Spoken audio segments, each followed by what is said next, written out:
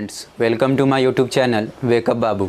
दोस्तों, आज हम लोग उसी टॉपिक भारत के संवैधानिक विकास कॉन्स्टिट्यूशनल डेवलपमेंट ऑफ इंडिया को आगे बढ़ाते हुए समझेंगे। आज इस वीडियो लेक्चर में 3 एक्ट को 1813 के चार्टर एक्ट, 1833 और 1853 के चार्टर एक्ट को समझेंगे कि क्या थी इन तीनों एक्ट के पीछे का प्रावधान।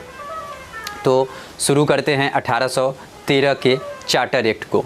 तो 1813 के चार्टर एक्ट के तहत कंपनी के अधिकार पत्र को एक बार फिर से 20 वर्षों के लिए बढ़ा दिया गया, जैसा कि इससे पीछे 1793 के चार्टर एक्ट के तहत कंपनी के अधिकार को 20 वर्ष के लिए बढ़ाया गया था। अब 20 वर्ष बाद 1813 में फिर से कंपनी के अधिकार पत्र को बढ़ा दिया गया।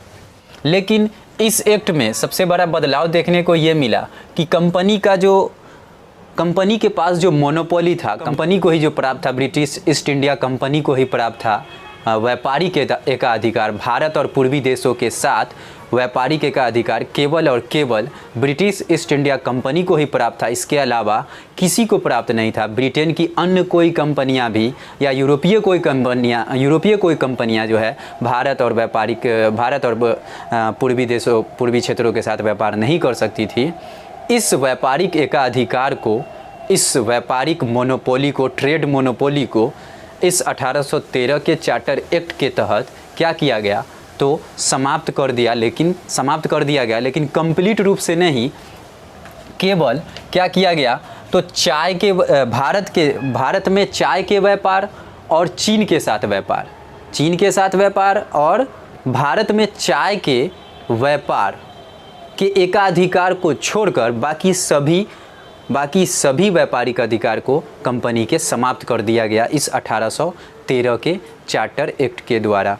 ऐसा क्यों किया गया, ऐसा क्या वजह था जो लगभग 200 साल से चली आ रही कंपनी के व्यापारिक एकाधिकार को इस एक्ट के तहत समाप्त कर दिया गया? तो इसके पीछे एक कारण था। कारण ये था कि नेपोलियन उस समय पूरे यूरोपीय कंट्री में चढ़ाई कर चुका था और यूरोप के लगभग क्षेत्र उनके अधीन में थे। मुख्य रूप से रसिया, स्पेन, जिसके साथ ब्रिटेन का बहुत बड़ा व्यापारिक कारोबार होता था, उसको भी वो अपने अधीन में कर चुका था। और ब्रिटेन को वो किसी भी तरह से पछाड़ना चाह रहा था। आर्थिक दृष्टिकोण से ही ब्रिटेन को पीछे करना चाह रहा था। इसीलिए उसने एक प्रणाली लागू किया, समझे तो एक डेक्री लागू किया, जिसका नाम था महाद्वीपीय प्रणाली यानी कि कॉन्टिनेंट सिस्टम। इसके तहत यूरोपीय देश जितने भी थे उनको ब्रिटेन के साथ प्रोडक्ट एक्सपोर्ट और इंपोर्ट करना प्रतिबंधित कर दिया गया। यानी कि ब्रिटेन के कोई भी व्यापारी, कोई भी जो है ब्रिटिश मर्चेंट जो है वो अब यूरोप में व्यापार नहीं कर सकते हैं। इस तरह से प्रतिबंध लगा दिया गया। अब जो ब्रिटेन के मर्चेंट लोग थे, ब्रिटिश व्यापारी लोग थे, उनके सामने समस्या उत्पन्न हो गई। वो अब यूरोपीय क्षेत्र में भी व्यापार नहीं कर सकते थे और इसके अलावा भारत में भी नहीं कर सकते थे, क्योंकि भारत में केवल और केवल ईस्ट इंडिया कंपनी को ही एकाधिकार प्राप्त था। तो ऐसी स्थिति में ब्रिटिश व्यापारी के सामने समस्या उत्पन्न हो गया। ब्रिटिश व्यापारी जो थे इस समस्या को ब्रिटिश सरकार के सामने रखे, तो ब्रिटिश सरकार ने उनके लिए भारत में व्यापार के द्वार खोल दिए इसी चार्टर एक्ट 1813 के तहत। और यही वजह है कि जो 200 वर्षों से चली आ रही थी कंपनी के व्यापारिक एकाधिकार की प्रथा, उसको 1813 के चार्टर एक्ट के तहत क्या किया गया, समाप्त कर दिया गया।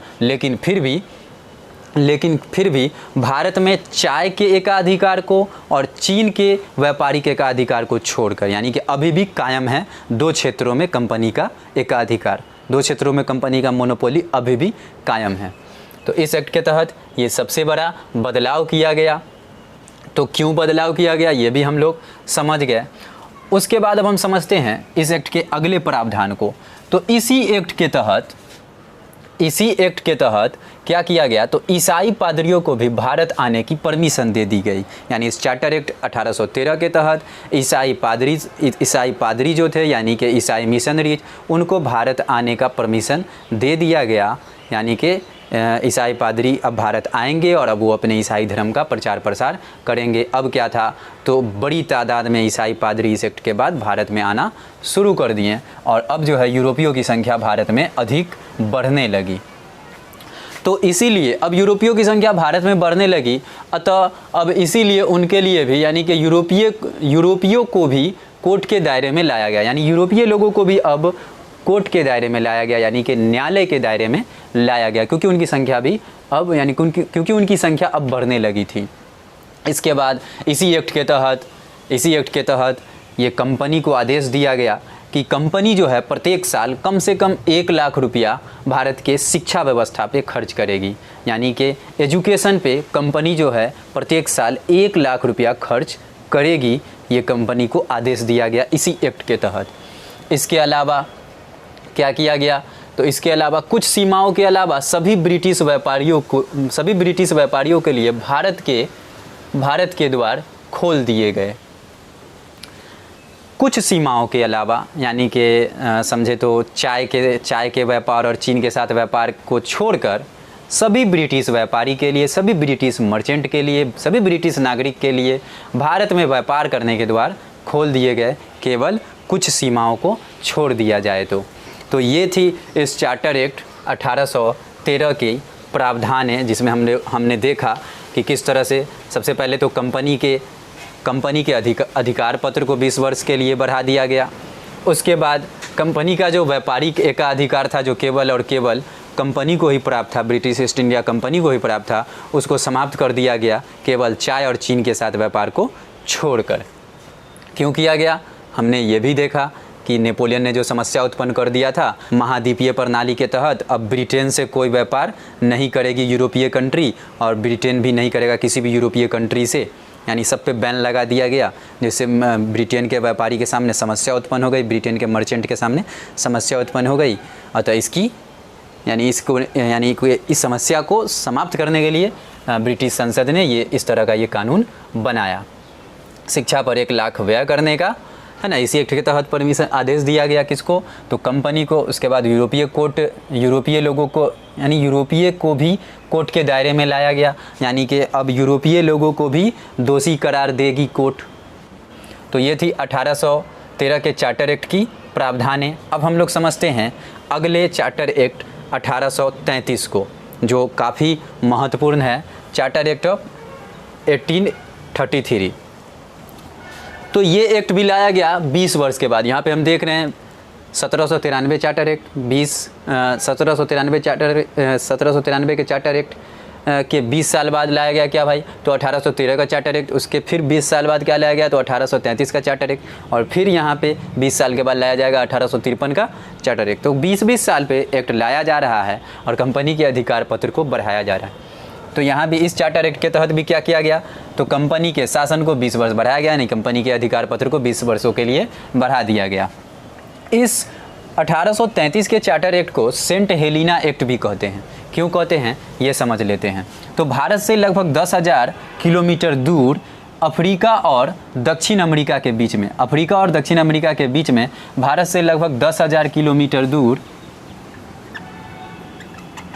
एक क्षेत्र था, एक आइलैंड था, सेंट हेलिना आइलैंड। ये आइलैंड जब ब्रिटिश व्यापारी एशिया और यूरोप के बीच व्यापार करते थे, तो उस समय तो समुद्री व्यापार होता था, तो उसी बीच जो है एशिया या यूरोप के बीच जाते थे, तो इस आइलैंड पे थोड़ा देर यानी कि रुक लिया करते थे, आराम किया करते थे, जैसे आमतौर पे लोग किया करते हैं, बहुत लंबा सफ़र होता है तो इस आइलैंड पे रुक लिया करते थे, आराम किया करते थे। 10,000 किलोमीटर दूर भारत से था। ये आइलैंड बहुत ही छोटा था, इतना छोटा अगर देखा जाए तो श्रीलंका से भी 512 गुना छोटा लगभग ये आइलैंड था। कितना छोटा, तो 16 किलोमीटर 8 किलोमीटर इसका लगभग क्षेत्रफल था। केवल 4,000 लोग ही यहाँ, यानी यहाँ की जनसंख्या केवल 4,000 थी, इतना छोटा आइलैंड था। इस क्षेत्र पर कंपनी का शासन था। इस आइलैंड पर सेंट हेलिना इस क्षेत्र यानी इस आइलैंड पे किसका अधिकार था, तो कंपनी का अधिकार था। लेकिन इस एक्ट के तहत क्या कर दिया गया, तो इस सेंट हेलिना आइलैंड पे अब डायरेक्ट ब्रिटिश सरकार का अधिकार हो गया, यानी ब्रिटिश सरकार ने डायरेक्ट इस सेंट हेलिना आइलैंड पे अपना अधिकार स्थापित कर लिया, है ना। इसी एक्ट के तहत, इसी चार्टर एक्ट 1833 के तहत सेंट हेलिना आइलैंड पे ब्रिटिश सरकार का कब्जा हो गया, अतः इसीलिए इसे सेंट हेलिना एक्ट भी कहते हैं। तो ये भी हम समझ गए कि क्यों सेंट हेलिना एक्ट इस 1833 के चार्टर एक्ट को कहते हैं। उसके बाद अब हम समझते हैं कि कंपनी के ट्रेड मोनोपोली को पूर्णतः समाप्त कर दिया गया। ये इस 1833 के चार्टर एक्ट की सबसे बड़ी प्रावधान थी, यानी सबसे बड़ी बात ये 1833 के चार्टर एक्ट की यही है कि कंपनी के ट्रेड मोनोपोली को, कंपनी के व्यापारिक एकाधिकार को, जो केवल और केवल कंपनी को ही प्राप्त था, उसको कंप्लीट रूप से समाप्त कर दिया गया। जैसा कि हमने इससे पिछले एक्ट 1813 के चार्टर एक्ट में देखा था कि कंपनी के मोनोपोली को समाप्त तो कर दिया गया था, लेकिन चाय और चीन के साथ व्यापार को छोड़कर।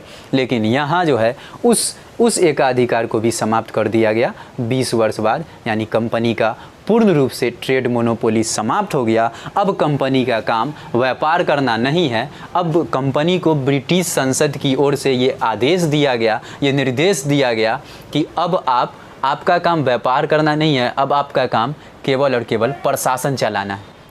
कंपनी का काम ब्रिटिश गवर्नमेंट की ओर से मात्र भारत का शासन चलाना था इसी एक्ट के तहत। तो यहाँ इस एक्ट में हमने बहुत बड़ा बदलाव देखा। अब देखते हैं, बंगाल के गवर्नर जनरल को भारत का गवर्नर जनरल बना दिया गया, यानी कि इसी एक्ट, यानी इस एक्ट में बहुत बड़ी बड़ी बातें हुई हैं, बहुत बड़ा बड़ा प्रावधान इस एक्ट में जोड़ा गया है ना। तो इसको याद रखना है, क्योंकि इससे जुड़े हुए बहुत सारे क्वेश्चन एग्जाम में पूछे जाएंगे, क्योंकि इसमें बहुत बड़ा बदलाव इस एक्ट के तहत हुआ है।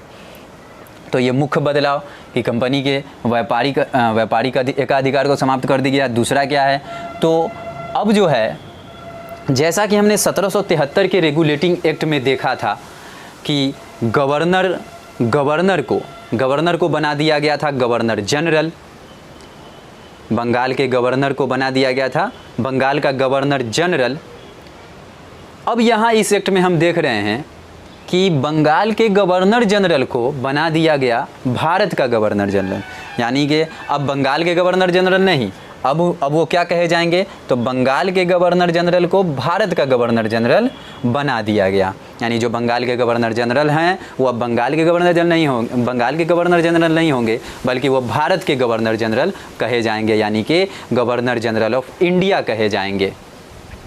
तो ये यहाँ पे सबसे बड़ा बदलाव देखने को मिला। और इसके तहत प्रथम गवर्नर जनरल बनने वाले कौन थे, तो लॉर्ड विलियम बेंटिक। याद रखिएगा दोस्तों, भारत के प्रथम गवर्नर जनरल कौन बने थे, तो लॉर्ड विलियम बेंटिक। अगर पूछा जाए कि बंगाल के गवर्नर जनरल कौन बने थे, तो वॉरेन हेस्टिंग, जैसा कि हमने 1773 के रेगुलेटिंग एक्ट में पढ़ा था।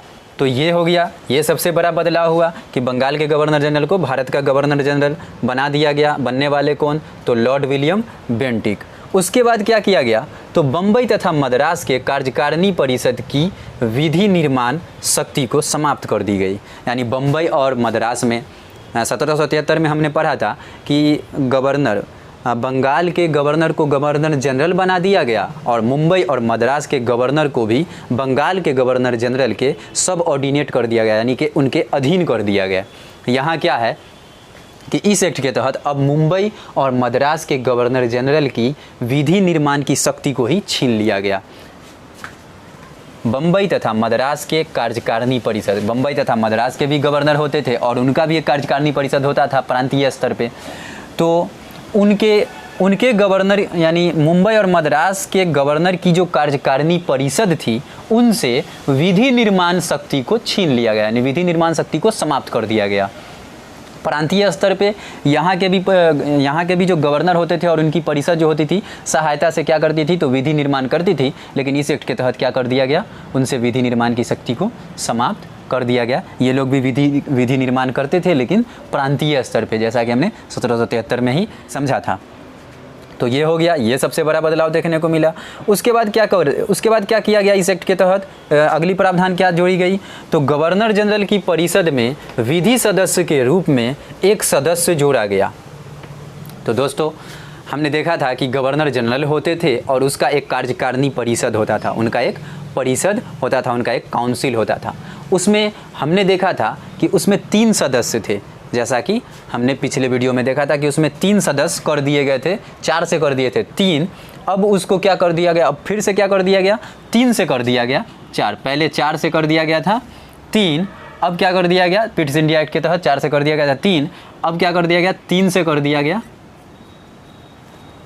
4 से 1 कम करके क्या कर दिया गया 3, अब 3 से 1 जोड़कर क्या कर दिया गया 4। क्या किया गया, तो गवर्नर जनरल की कार्यकारिणी परिषद में विधि सदस्य के रूप में, लॉ मेंबर के रूप में, एक लॉ एडवाइजरी के रूप में, है ना, एक विधि सदस्य के रूप में, है ना, एक विधि सदस्य के रूप में गवर्नर जनरल की कार्यकारिणी परिषद में एक सदस्य को ऐड कर दिया गया। एक विधि का ज्ञाता व्यक्ति, कानून का ज्ञाता व्यक्ति को विधि सदस्य के रूप में, है ना, इस गवर्नर जनरल की कार्यकारिणी परिषद में जोड़ दिया गया, है ना। और इस तरह से गवर्नर जनरल की परिषद में व्यक्तियों की संख्या कितनी हो गई, तो 4 हो गई। और वो चौथे सदस्य कौन थे, तो मैकाले। अब परिषद में, गवर्नर जनरल की परिषद में कितने सदस्य हो गए, तो 4 सदस्य हो गए, विधि सदस्य के रूप में जोड़ा गया, ताकि कोई ऐसे व्यक्ति भी रहें गवर्नर जनरल की परिषद में जो कानून के ज्ञाता हो, विधि के ज्ञाता हो, ताकि किसी भी तरह का जो निर्णय लिया जाए वो एकदम सटीक निर्णय हो और सही फैसला हो। उसके बाद क्या किया गया, एक लॉ कमीशन मैकाले की अध्यक्षता में बनाई गई। 1833 यानी कि 34 में, 1834 ईस्वी में एक लॉ कमीशन, विधि आयोग का स्थापना किया गया इसी एक्ट के तहत। देखिए इसी एक्ट के तहत क्या किया गया, इसी एक्ट के तहत ये किया गया कि 1834 ईस्वी में एक विधि आयोग का स्थापना किया गया। किसकी अध्यक्षता में, तो इसी लॉर्ड मैकाले की अध्यक्षता में 1834 ईस्वी में एक विधि आयोग का यानी कि लॉ कमीशन का गठन किया गया। तो ये हमने देखा इस एक्ट के तहत ये प्रावधानें थी। अब अगले प्रावधान को देखते हैं कि इसी एक्ट के तहत क्या किया गया, तो दास प्रथा को अवैध घोषित किया गया। दास प्रथा, हम जानते हैं कि भारत में एक प्रथा थी दास प्रथा, जिसके तहत मनुष्य का खरीद बिक्री किया जाता था, गुलाम बनाकर, नौकर बनाकर उसका खरीद बिक्री किया जाता था।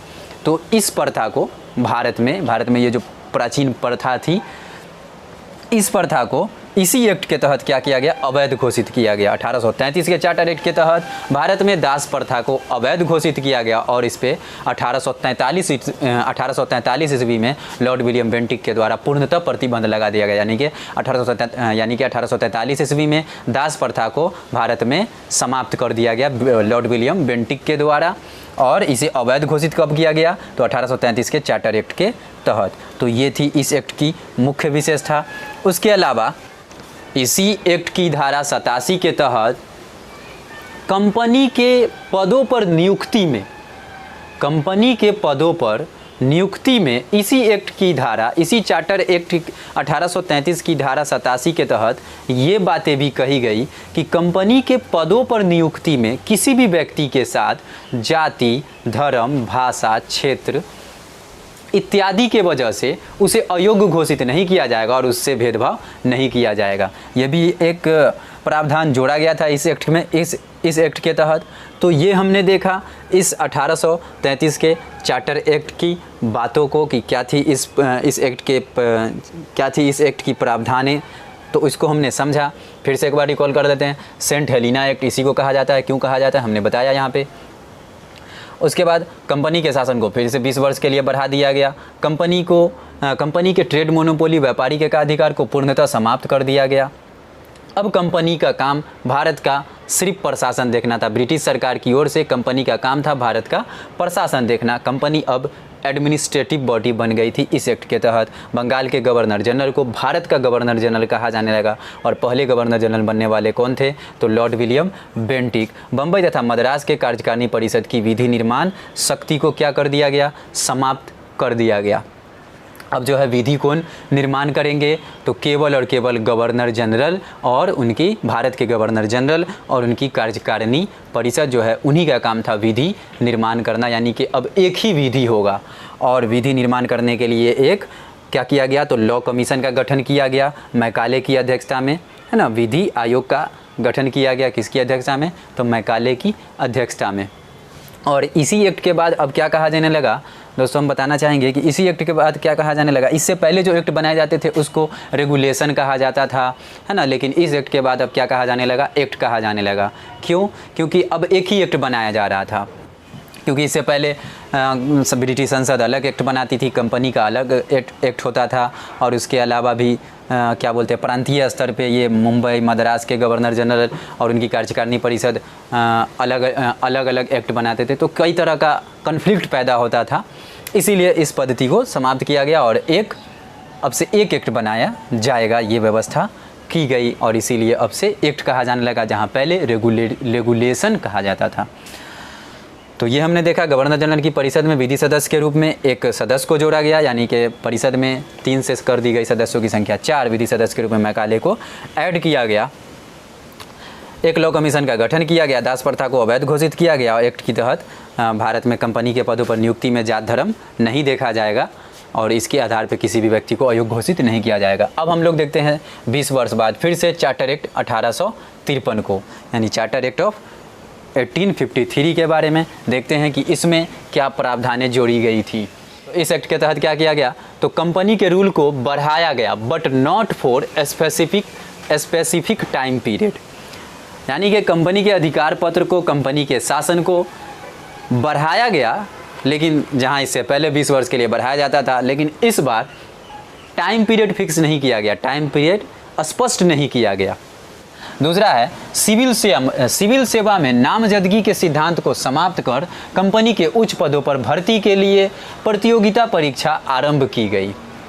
दोस्तों 1853 के चार्टर एक्ट की सबसे 2 महत्वपूर्ण प्रावधानें यही थी। एक तो इसी एक्ट के तहत भारत में सिविल सेवा परीक्षा का आयोजन होना शुरू हुआ, और दूसरा इसी एक्ट के तहत क्या किया गया भाई, तो गवर्नर जनरल के परिषद की काम को बांट दिया गया।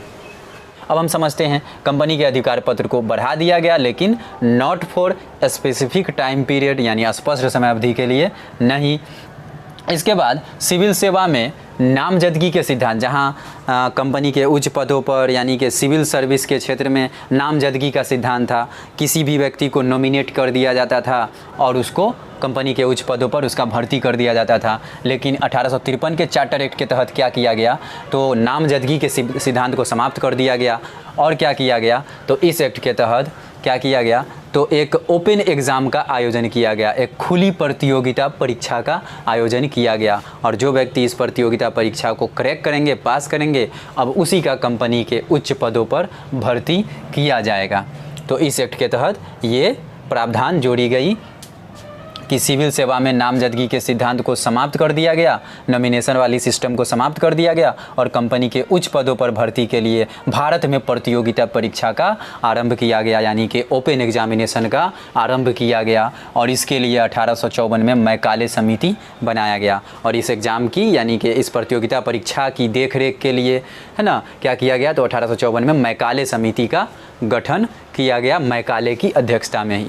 यहाँ पे हमने देखा कि विधि सदस्य के रूप में ही मैकाले को जोड़ा गया, और विधि आयोग का स्थापना किया गया, तो उसमें भी अध्यक्ष बने थे मैकाले ही, और यहाँ भी मैकाले की अध्यक्षता में ये मैकाले समिति का गठन किया गया सिविल सेवा परीक्षा की देखरेख के लिए।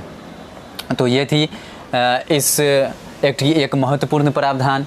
और हम ये भी बताना चाहेंगे कि इस सिविल सेवा परीक्षा में पास होने वाले पहले भारतीय कौन थे, इस सिविल सेवा एग्ज़ाम को निकालने वाले, क्रैक करने वाले प्रथम भारतीय कौन थे, तो सुरेंद्रनाथ टैगोर।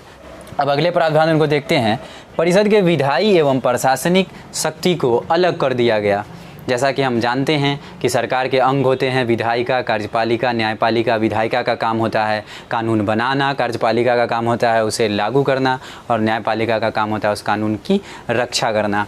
तो यहाँ भी क्या किया गया, परिषद के शक्ति को अलग कर दिया गया, एक विधायी शक्ति का भी गठन किया गया, यानी कि एक विधान परिषद का गठन किया गया जिसका काम था विधि बनाना, जहाँ से कोई बिल पास होगा, जहाँ से कोई कानून बनाया जाएगा, और कार्यकारिणी परिषद जिसका काम है क्या करना, तो उस कानून को लागू करना, यानी कि संचालन करना, प्रशासन को चलाना।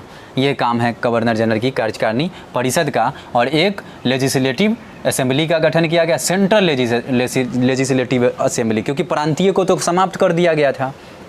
यहीं पे ही हमने देखा था 1833 के एक्ट के तहत ही हमने देखा था कि प्रांतीय की तो पूरी सिस्टम को ही समाप्त कर दिया गया था, वहाँ पे अब प्रांत में कोई शक्ति नहीं था।